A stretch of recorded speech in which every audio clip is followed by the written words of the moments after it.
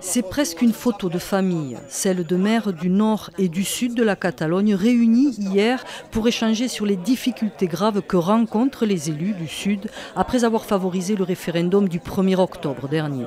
Un référendum jugé illégal par la justice espagnole. Un collectif de 90 maires des Pyrénées-Orientales est constitué pour les soutenir. On peut être utile en prenant conscience de ce qui se passe, que les droits fondamentaux qui fondent une démocratie sont attaqués.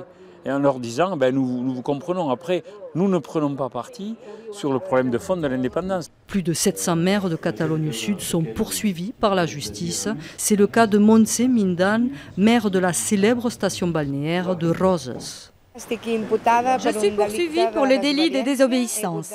J'ai déjà été auditionnée par le juge, seulement pour avoir laissé voter les habitants de ma commune. Je suis convaincue que ce n'est pas un délit. Montse attend son procès pour cet automne. Elle risque l'inéligibilité, voire la prison, si elle est accusée d'avoir détourné des fonds publics pour l'organisation du référendum dans sa commune. La situation est grave pour ses élus. Ils attendent de l'aide. Malgré l'évidente régression démocratique en Catalogne, les institutions européennes ont toujours regardé ailleurs, ou ferment les yeux et se taisent. Le soutien des maires d'ici, à nos côtés, pour défendre la démocratie, c'est pour nous très important.